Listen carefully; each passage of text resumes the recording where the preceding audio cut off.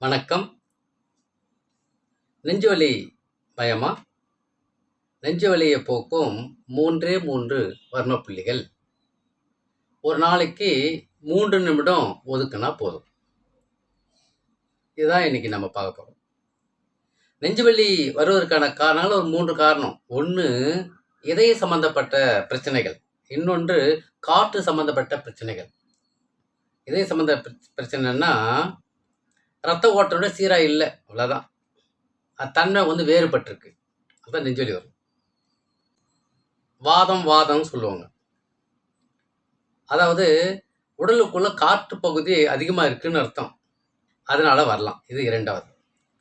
3வது என்ன அப்படின்னா தூக்கமின்மை.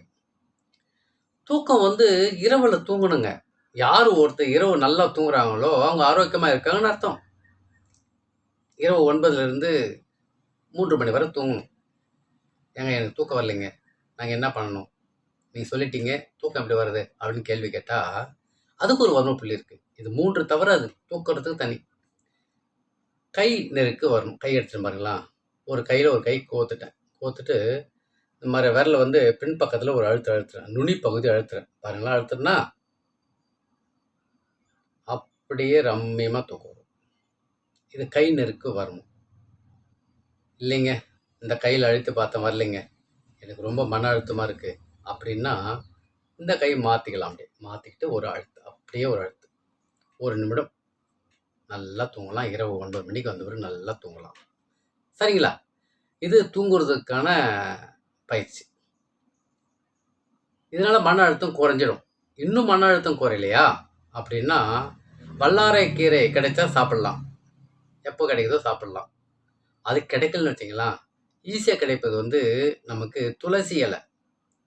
துளசி இலை நமக்கு ஃப்ரெண்டாக வச்சுக்கோமே. எப்போல்லாம் கிடைக்கும்போது 2 துளசி இலை சாப்பிட்டுட்டே போகலாம். இந்த மன அழுத்தம் குறையும். அந்த துளசி இலை இருக்காங்கல்ல, அவங்க வேலை செய்வாங்க. என்ன செய்வாங்க? மன அழுத்தத்தை குறைப்பாங்க. நம்ம வேலை செஞ்சுட்டு போயிட்டே இருக்கலாம். சரி, இப்போ நேராக பாயிண்ட்டுக்கு வரும். இப்போ நெஞ்சு வலிக்கு 3 வர்ம புள்ளி சொன்னேன் இல்லைங்களா? அந்த 3 வர்ம புள்ளி என்ன அப்படின்னா, 1 சித்திர வர்மம். சித்திர வர்மம் எங்க இருக்கு அப்படின்னா நிப்பிள் இருந்து மேலே நேர்கோடு போட்டோம்னா 2.5 விரலுக்கு மேலே பாருங்க. 1 2 அரை 2.5 விரல் பெருவரில் வச்சுக்கிட்டு ஒரு 60 எண்ணிக்கையில் அழுத்தி விடணும். 1 2 3 4 அப்படின்னு சொல்லிட்டு ஒரு 60 எண்ணிக்கை. இது எப்போ செய்யணும் அப்படின்னா 2 பக்கமும் இருக்கு. நமக்கு எப்போ நேரம் கிடைக்குதோ அப்போ செய்யலாம். ட்ராவலில் செய்யலாம், உட்காந்து செய்யலாம், நின்றுட்டு செய்யலாம், எப்போ வேணால் செய்யலாம். இதுக்காக நேரம் ஒதுக்கணும் அவசியமே கிடையாது. 1 நிமிஷம் ஒதுக்குனா போதும். சரியாச்சா?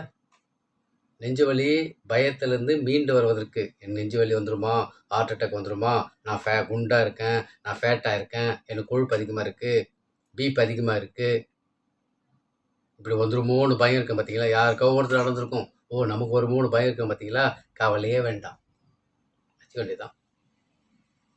1 நிமிஷம் ஒதுக்கணும்னா போதாதான் நம்ம. இது மட்டுமா அப்படின்னா ஒன்று 2 வர்ம புள்ளி சொல்லியிருந்தேன். முழங்கை மொழி பொறுத்து வரணும். இந்த பாருங்க, கை வச்சுட்டேன் பாருங்க. இந்த பள்ளம், இந்த 2 வலைகள்லாம் பள்ளம். பெருவரில் வச்சுட்டு இந்த பள்ளத்தில் வச்சுட்டு அதே 60 எண்ணிக்கையில் அழுத்தி விடணும். பின்பக்கம் 4 வரல சப்போர்ட் வச்சு வேண்டியதான். 60 எண்ணிக்கை முழங்கை மொழி பொறுத்து வரணும். இது 1 நிமிடம்.